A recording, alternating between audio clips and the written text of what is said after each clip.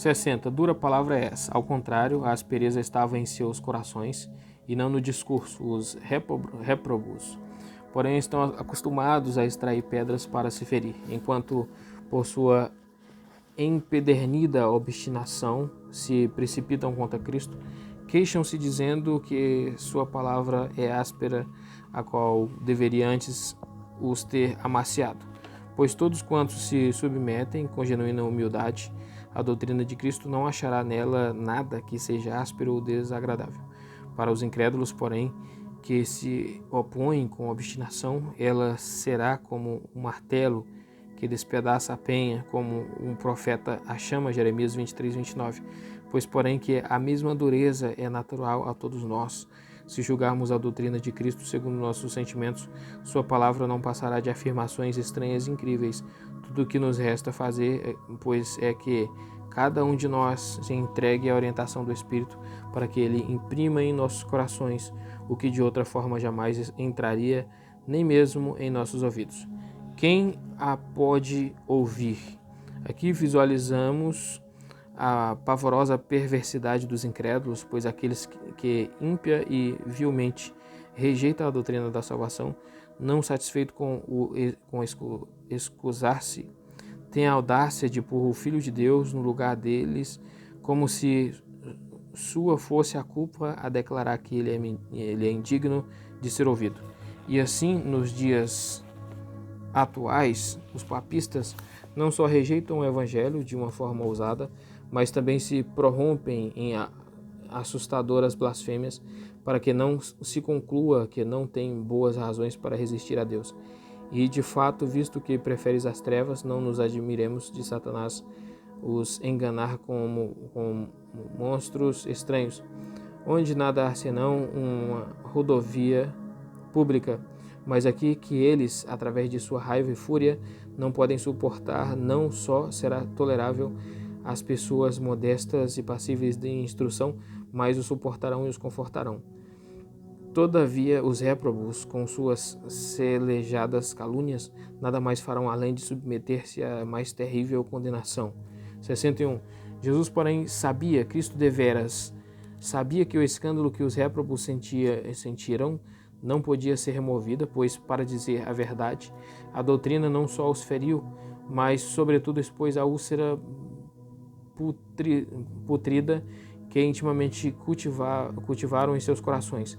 Mas ele queria de todas as formas testar se não havia um entre os que escandalizaram, que porventura não estivesse ainda longe do alcance da cura, e fechar as bocas dos demais.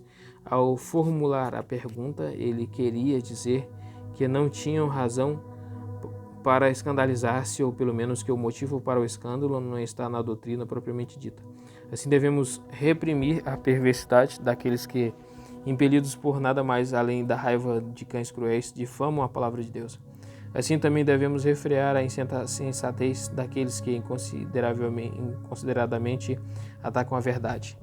Sabendo em seu íntimo, ele diz que Jesus sabia em seu íntimo porque não tinham ainda declarado publicamente o que lhes causava o constrangimento, senão que secretamente murmuravam e rosnavam dentro de si, e por isso ele antecipa suas queixas públicas. Se alguém objetar, dizendo que a natureza daquelas queixas não era difícil de se entender, visto que, em termos expressos, rejeitavam a doutrina de Cristo, reconheço que as palavras que João registrou previamente são bastante claras.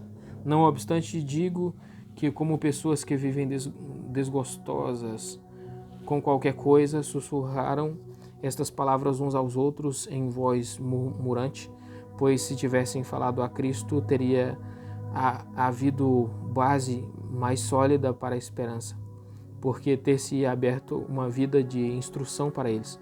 Agora, porém, quando se entregam a murmúrios secretos, fecham contra si o caminho da instrução.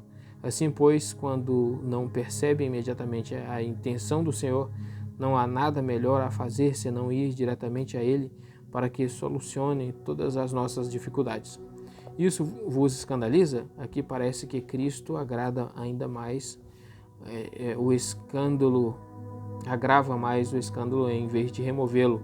Mas se alguém examinar detidamente à base do escândalo, perceberiam na afirmação seguinte o que teria pacificado suas mentes. 62. O que seria se visseis o Filho do Homem subir para onde estava antes? A humilde e deplorável condição de Cristo, que visualizavam antes seus olhos, vestido com carne, não sendo absolutamente diferente dos demais homens, o impedia de submeter-se a seu divino poder. Agora, porém, ao retirar, por assim dizer, o véu, ele os convoca a contemplar sua glória celestial, como se dissesse: visto que falo com homens sem honra e sou desprezado por vós, e não vês nada em mim que seja divino, antes de mais nada Deus me adornará.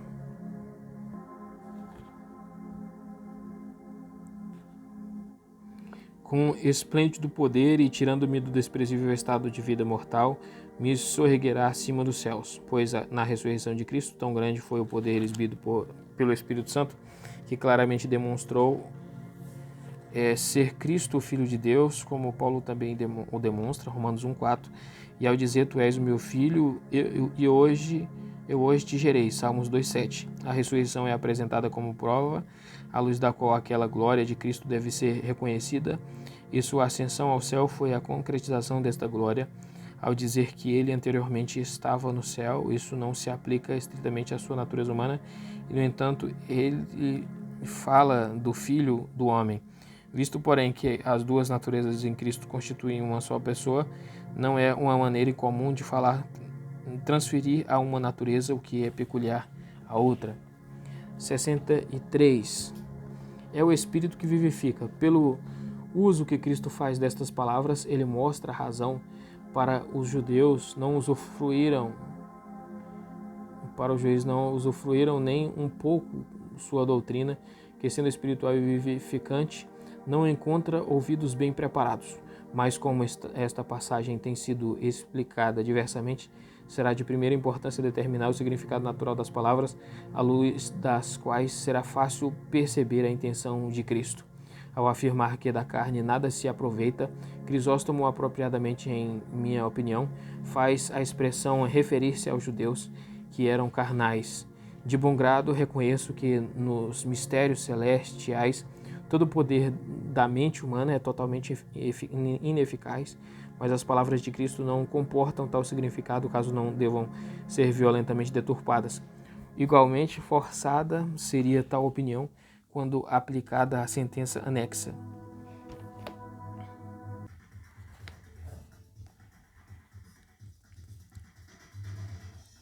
Não obstante, digo que, como pessoas que vivem desgostosas com qualquer coisa, sussurraram essas palavras uns aos outros em voz murmurante, pois se tivessem falado a Cristo, teria havido base mais sólida para a esperança, porque ter-se-ia aberto uma via de instrução para eles. Agora, porém, quando se entregam a murmúrios secretos, fecham contra si o caminho da instrução. Assim, pois, quando não percebem imediatamente a intenção do Senhor, não há nada melhor a fazer senão ir diretamente a Ele para que solucione todas as nossas dificuldades. Isso vos escandaliza? Aqui parece que Cristo agrava ainda mais o escândalo em vez de removê-lo. Mas se alguém examinar detidamente a base do escândalo, perceberiam na afirmação seguinte o que teria pacificado suas mentes. 62. O que seria se visseis o Filho do Homem subir para onde estava antes? A humilde e deplorável condição de Cristo, que visualizavam antes seus olhos, vestido com carne, não sendo absolutamente diferente dos demais homens, os impedia de submeter-se a seu divino poder. Agora, porém, ao retirar, por assim dizer, o véu, ele os convoca a contemplar sua glória celestial, como se dissesse: visto que falo com homens sem honra e sou desprezado por vós, e não vês nada em mim que seja divino, então de mais nada Deus me adornará com esplêndido poder e, tirando-me do desprezível estado de vida mortal, me soerguerá acima dos céus. Pois na ressurreição de Cristo, tão grande foi o poder recebido pelo Espírito Santo, que claramente demonstrou ser Cristo o Filho de Deus, como Paulo também o demonstra, Romanos 1,4. E ao dizer, tu és o meu filho, eu hoje te gerei, Salmos 2,7. A ressurreição é apresentada como prova à luz da qual aquela glória de Cristo deve ser reconhecida, a sua ascensão ao céu foi a concretização dessa glória ao dizer que ele anteriormente estava no céu. Isso não se aplica estritamente à sua natureza humana e, no entanto, ele fala do Filho do Homem, visto, porém, que as duas naturezas de Cristo constituem uma só pessoa. Não é uma maneira incomum de falar, transferir uma natureza, o que é peculiar à outra. 63. É o Espírito que vivifica. Pelo uso que Cristo faz destas palavras, ele mostra a razão para os judeus não usufruíram nem um pouco sua doutrina. Tem algumas palavras, então tá escrito errado aqui. Ele mostra a razão porque os judeus não usufruíram nem um pouco sua doutrina e, sendo espiritual e vivificante, não encontra ouvidos bem preparados. Mas como esta passagem tem sido explicada diversamente, será de primeira importância determinar o significado natural das palavras, à luz das quais será fácil perceber a intenção de Cristo. Ao afirmar que da carne nada se aproveita, Crisóstomo, apropriadamente em minha opinião, faz a expressão referir-se aos judeus que eram carnais. De bom grado reconheço que nos mistérios celestiais todo o poder da mente humana é totalmente ineficaz, mas as palavras de Cristo não comportam tal significado, caso não devam ser violentamente deturpadas. Igualmente forçada seria tal opinião quando aplicada à sentença anexa, isso é a iluminação do Espírito que vivifica. Tampouco aprovo os conceitos dos que dizem que a carne de Cristo é proveitosa, no que diz respeito a ser ele crucificado, mas que quando é comida não nos é de nenhum proveito, pois, ao contrário, devemos comê-la para que, tendo sido crucificada, nos seja proveitosa. Agostinho pensa que devemos introduzir a palavra somente ou por si mesma, como se fosse dito, a carne sozinha por si mesma é sem proveito, visto que ele tem de ser acompanhada pelo Espírito. Este significado concorda bem com o escopo do discurso, pois Cristo se refere simplesmente à maneira de comer. Portanto, ele não exclui todo gênero de utilidade, como se nada pudesse ser obtido de sua carne. Ele, porém, declara que se ela for separada do Espírito, então será inútil, pois que poder tem a de vivificar, senão por ser ela espiritual. Consequentemente, seja quem for que fixe toda a atenção na natureza terrena da carne, nada achará nela senão o que é morto. Mas aqueles que erguem seus olhos para o poder do Espírito, que está difuso na carne, aprenderão do real efeito e da experiência da fé, que não é sem razão que ela seja chamada vivificante. Agora entendemos de que maneira a carne é verdadeiramente alimento e, no entanto, é de nenhum proveito. Ela é alimento porque, por meio dela, a vida nos é granjeada, visto que nela Deus se reconcilia conosco, porquanto nela temos concretizadas todas as partes da salvação, e sem proveito se for avaliada por sua origem e natureza, pois a semente de Abraão, que em si mesma está sujeita à morte, não outorga vida, porém recebe o Espírito sem poder de nos alimentar. Por isso também, de nossa parte, para que possamos ser realmente nutridos por ela, devemos trazer a boca espiritual da fé. Quando a sentença que interrompe de uma maneira tão abrupta, é provável que isso fosse feito por ter Cristo visto ser necessário agir dessa forma em relação aos incrédulos. Portanto, por meio dessa sentença, ele subitamente encerrou o sermão, porque não mereciam que ele lhes falasse mais extensamente. Não obstante, ele não ignorou os que são santos e passíveis de instrução, pois tem aqui em poucas palavras o que pode sobejamente satisfazê-los. As palavras que eu vos falo, esta é uma alusão à afirmação anterior, porque não então emprega a palavra Espírito em um sentido distinto. Mas como havia falado do poder secreto do Espírito, elegantemente aplica aqui a sua doutrina porque ela é espiritual, pois o termo espírito deve ser explicado no sentido espiritual. Agora a palavra é qualificada como sendo espiritual porque ela chama para o alto a buscar a Cristo em sua glória celestial pela orientação do Espírito mediante a fé e não por nossa percepção carnal. Pois sabemos que de tudo o que foi dito, nada pode ser compreendido senão pela fé. E é também digno de observação que ele conecta a vida com o Espírito. Ele denomina sua palavra de vida a partir de seu efeito, como se a chamasse vivificante, porém mostra que ela não será vivificante em relação a ninguém mais, senão aos que a recebem espiritualmente. Porque os demais nada extrairão dela senão morte. Para os santos, tal recomendação dada no Evangelho é mais deleitosa, porque então certos de que ela foi designada para sua eterna salvação. Ao mesmo tempo, porém, são lembrados a labutar para provar que são discípulos genuínos. 64. Mas há dentre vós quem não creem, ele novamente lhes imputa a culpa, porque sendo destituídos do Espírito, perversamente corrompem e vilipendiam sua doutrina, e assim a convertem em sua própria ruína, pois do contrário se poderia objetar, deveras vos gloriais do que o falais é vivificante, porém nada experimentais dessa natureza.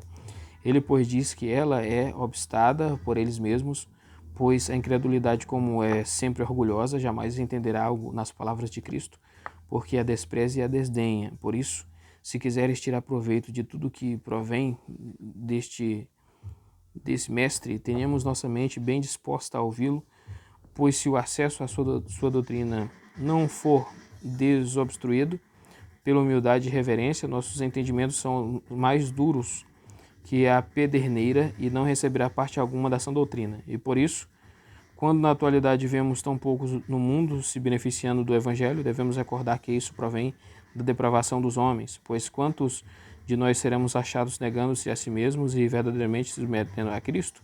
Quanto à sua afirmação de que só havia alguns que não criam, ainda que quase todos eles eram merecedores dessa acusação, a razão para agir assim parece ter sido esta: se havia alguns que estavam ainda além da possibilidade de cura, poderiam precipitar suas mentes em desespero.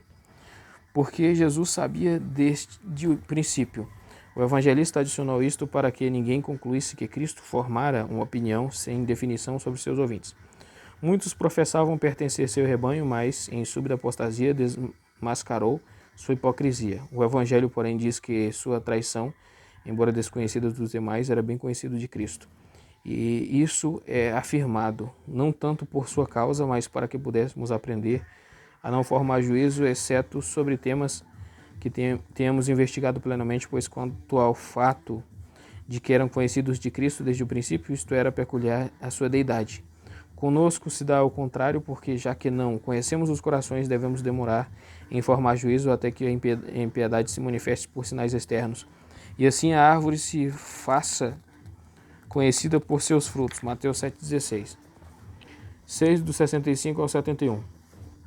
E ele dizia, por isso eu vos dizia que ninguém pode vir a mim se por meu Pai não lhe for concedido. Desde então, muitos de seus discípulos recuaram e não mais andavam com ele. Então disse Jesus aos 12, quereis vós também retirar-vos? Simão Pedro, pois, lhe respondeu, Senhor, para quem iremos nós? Tu tens as palavras de vida eterna, e temos crido e conhecido que tu és Cristo, o Filho de Deus, o Filho do Deus vivo.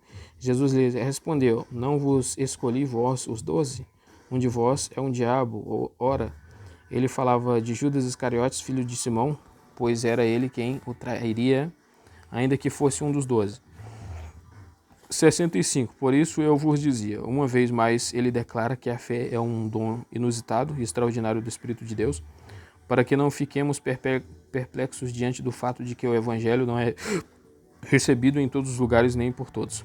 Porque sendo mal qualificados a extrair vantagem do curso dos eventos, pensamos no Evangelho em termos os mais medíocres, visto que o mundo inteiro não lhe dá seu assentimento. Vem à nossa mente esse pensamento: como é possível que a maioria dos homens deliberadamente rejeite a salvação? Cristo, pois, aponta uma razão porque há tão poucos crentes, isto é, porque ninguém, seja qual for sua capacidade, pode obter fé por sua própria sagacidade, porque são todos cegos até que sejam iluminados pelo Espírito de Deus. E, portanto, só chega a ser participante de tão grande bênção aquele a quem o Pai designou fazê-lo participante dela. Se esta graça fosse otorgada a todos sem exceção, teria sido sem sentido e impróprio mencioná-la nesta passagem, pois devemos entender que o propósito de Cristo era mostrar que não são muitos os que creem no Evangelho, porque a fé só é procedente da revelação secreta do Espírito.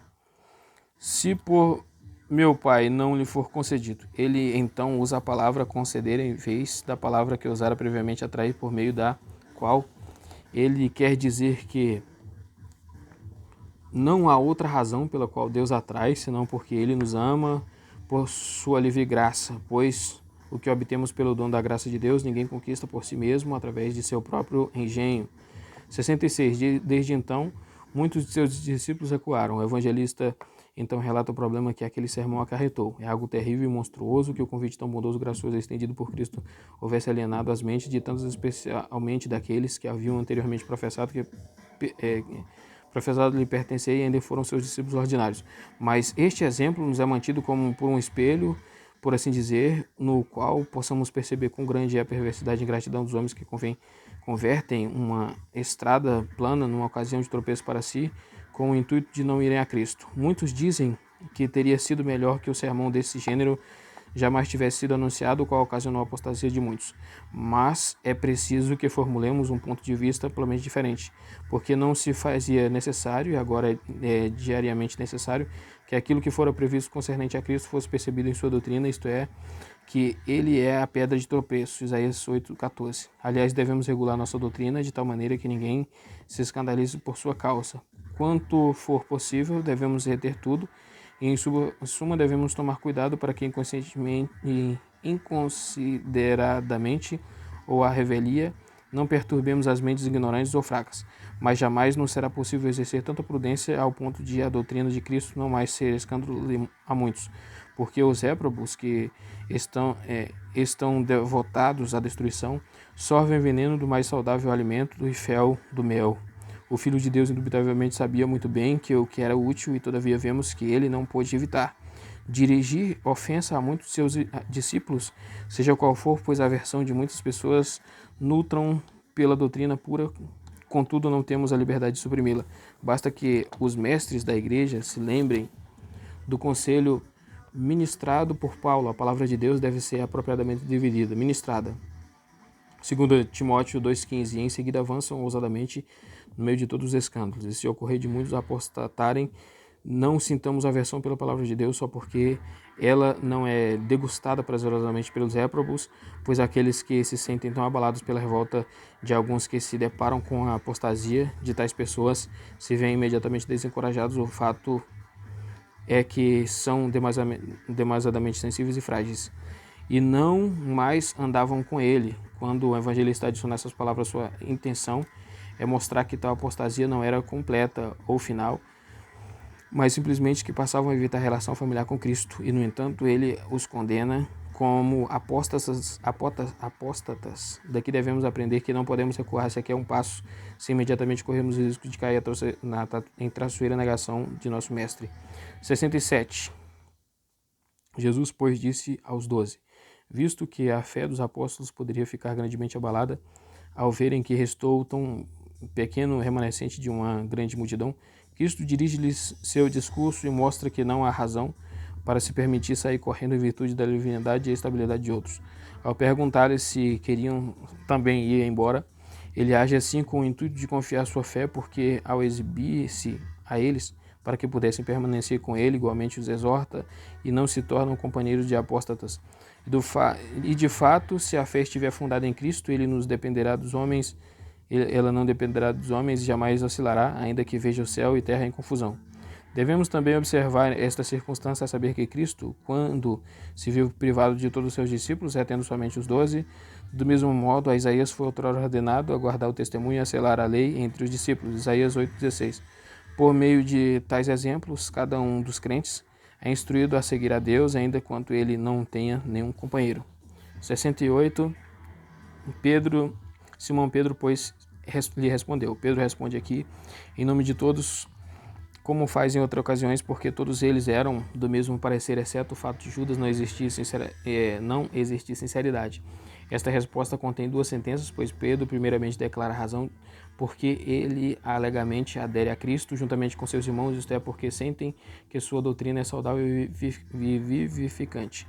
E segundo, ele reconhece que não tinham outro a quem ir, e se deixassem a Cristo, não lhe restaria nada mais senão a morte.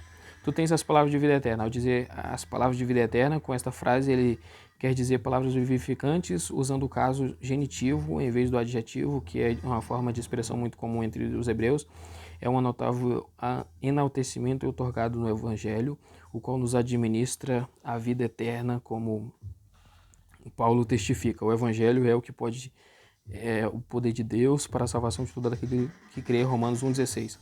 É verdade que a lei também contém vida, mas visto que ela anuncia contra todos os transgressores a condenação de morte eterna, nada pode fazer senão matar. Amplamente diferente é o modo como a vida nos é oferecida no Evangelho, isto é, quando Deus nos reconcilia consigo mesmo através da livre graça, não nos imputando nossos pecados, 2 Coríntios 5,19, não é uma asseveração ordinária que Pedro faz concernente a Cristo quando diz que ele tem as palavras de vida eterna, porém atribui isso a Cristo como pertencente exclusivamente a ele. Disso procede a segunda afirmação que relancei em pouco antes, que tão logo se apartam de Cristo, nada mais lhe restaria senão morte, porque certa destruição aguarda todos os que, não satisfeitos com esse mestre, buscam abrigo nas invenções dos homens. 69. E temos crido e conhecido. Os verbos estão no pretérito, porém podem ser postos no presente. Cremos e conhecemos, porém faz pouca diferença no significado. Nessas palavras, Pedro apresenta um breve sumário de fé, mas a confissão parece não ter nada a ver com a matéria da questão, pois a questão suscitada foi acerca de comer a carne de Cristo.